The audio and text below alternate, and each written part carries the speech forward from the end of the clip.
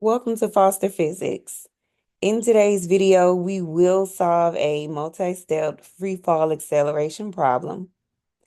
The scenario is set up where there is a television about to fall from the top of a building that's 15 meters high.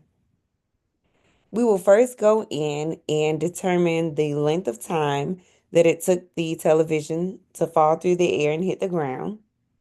We will also go in and determine its final velocity right before hitting the ground. The two items that we include in our given information whenever we're doing a free fall problem come from assumptions. The first assumption is that the object is falling from rest, and therefore the initial velocity is 0 meters per second. The second assumption is because we are on Earth, the acceleration is due to gravity, and it is negative 9.8 meters per second squared. We are pulling the displacement from the word problem and making it a negative 15 meters since the object started at the top of the building and it fell down. The negative sign comes from its downward motion. From here, we want to look at this list of given information to determine the correct kinematic equation. The given information, along with our unknowns, will help us determine the correct route to go. So we are looking for time now and final velocity a little bit later. In choosing the correct kinematic equation, we are going to just look at every equation that we've spoken about and gone through thus far. We're looking at the equations that have to do with motion, particularly 1D motion. We'll make this comparison by looking at our available variables and comparing it to the equations at hand. Because we know that initial velocity, acceleration, and displacement are given, we also take into account the fact that we are solving for time. With the equations that are listed, the only equation that does not include either a final velocity or an average velocity is our displacement is equal to 1/2 at squared plus initial velocity times time. We're going to go ahead and get certain things in order. Because we know the initial velocity is 0, we're going to go ahead and get rid of this last portion of the equation, simplifying it down to distance being equal to 1/2 acceleration times time squared. From here, we can manipulate the equation. So basically, we're working on the inverse order of operations. In order to isolate the variable of time, which is our unknown, we're going to have to get rid of everything else on this side of the equation with time. And since we are multiplying 1/2 times acceleration times time, we have to do the opposite function in order to move it on the other side. We are dividing 1/2 times acceleration on each side in order to isolate the variable of time. Once it's isolated, we could look at it one of two ways. We can keep it as a displacement over 1/2 times a, or we can clean it up a little bit and take the reciprocal of dividing by 1/2 to get a multiplying times 2 situation, where time squared is equal to 2 times displacement over acceleration. It does not matter which form you use or choose, we will still end up with the same answer. And because we're not solving for time squared, we're going to have to go in and take the inverse of time squared by taking the square root of each side of this equation.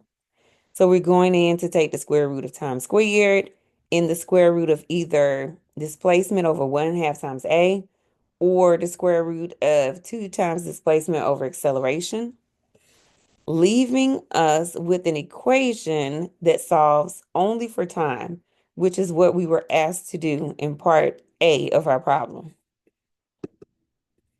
Now that we have simplified our equation, we can substitute the variables out with the actual values, and we get the square root of 2 times negative 15 divided by negative 9.8 meters per second squared.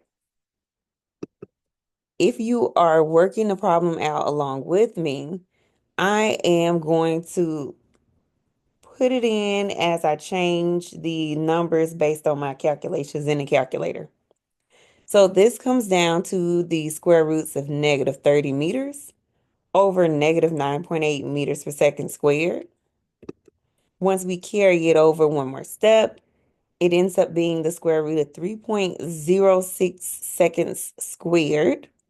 And after taking the square root of that number, we get a time of 1.75 seconds. For the second part of our multi-step equation, solving for final velocity in a free fall acceleration problem, we are listing all of our available variables. In the beginning, we started with initial velocity and acceleration because those are the given variables that we will include anytime we're working on a problem that is on Earth and the object begins from rest. The problem itself gave us our displacement. We have solved for time in part A of the problem, and we are now seeking to find the final velocity of the television before it hits the ground. So with our kinematic equation options, I've gone ahead and narrowed them down to equations that we can actually use based on our available variables.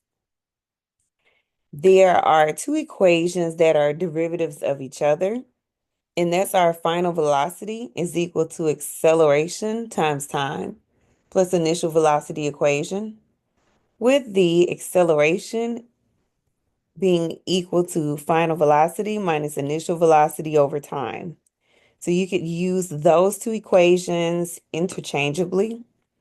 However, the other two equations that are left, which are final velocity squared being equal to initial velocity squared, plus 2 times acceleration times displacement, and our displacement is equal to 1/2 times final velocity plus initial velocity times time equations. I've gone in and solved the problem using the 3 different versions of the equations listed. I will also go in and show you how to manipulate each equation in order to simplify this process. We will begin with our equation that starts with final velocity being equivalent to acceleration times time plus initial velocity. Once you substitute out the numbers, we get negative 9.8 meters per second squared times 1.75 seconds plus 0 meters per second. In the next step, I went ahead and simplified the equation.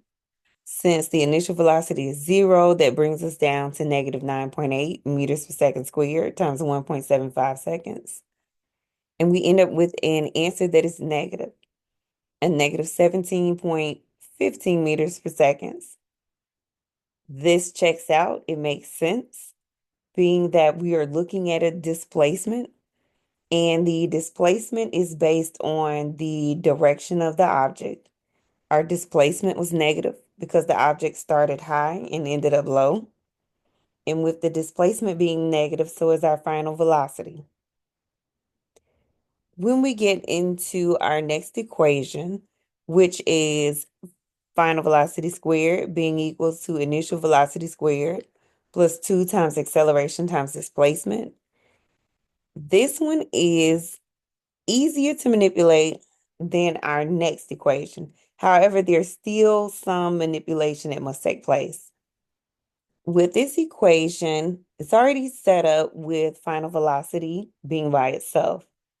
The only thing that has to be changed is the square, and we are going to use the inverse order of operation in order to remove the square from final velocity. Once we do this on both sides of the equation, we're left with a final velocity that's equivalent to the square root of initial velocity squared plus 2 times acceleration times displacement. Underneath the square root, once we go in and substitute out the variables and place in the numbers, we get a 0 squared plus 2 times negative 9.8 meters per second squared times a negative 15. In your calculators, you should end up with 294.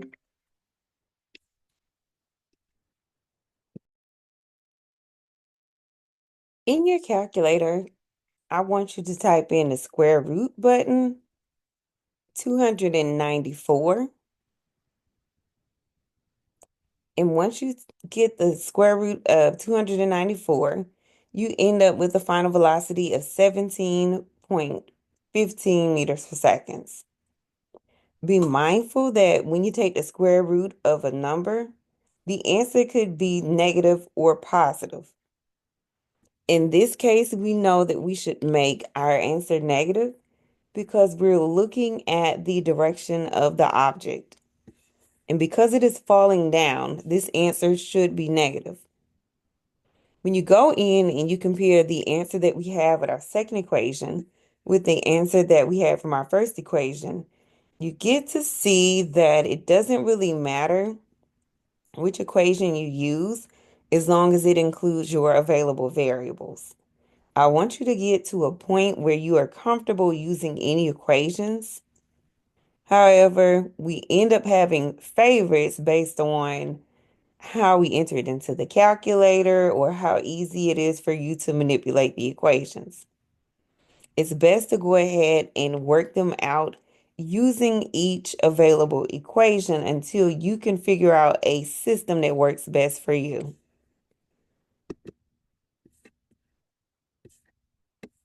Last but not least, we do want to try out this third equation. Now, the third equation may take a little more manipulation, but that's fine. It's one of those things that you need to practice because perfect practice makes perfect. We're going to go ahead and try our displacement equation. The displacement equation that we're using is our displacement is equal to 1/2 times final velocity plus initial velocity times time. When we use this equation, the first thing that should be on your mind is the fact that we need to isolate the variable of final velocity. In isolating this variable, we can use inverse order of operations to get rid of anything that we do not want to solve for on the same side of the equation as final velocity and move it into the other side. Because we're multiplying 1/2 times time, we can get rid of them or move them to the other side by dividing both sides by 1/2 times time. Once we do that, the equation gets cleaned up a little bit, leaving us with final velocity plus initial velocity is equal to displacement divided by 1/2 times time. Because we're not solving for initial velocity on today, we're going to go ahead and move it to the other side in order to isolate our variable of final velocity. We can do this by subtracting initial velocity from both sides, and it leaves us with displacement equals, or displacement divided by 1/2 times time minus initial velocity. Because the initial velocity is 0, when we go into our next step, we can focus on 2 times negative 15 meters divided by the 1.75 seconds. With this in the calculator, the answer that we get ends up being very close to the answers that we did get with our first 2 equations. Very, very close. It is somewhat different, somewhat slightly smaller, but still relevant and appropriate. We end up getting 17.14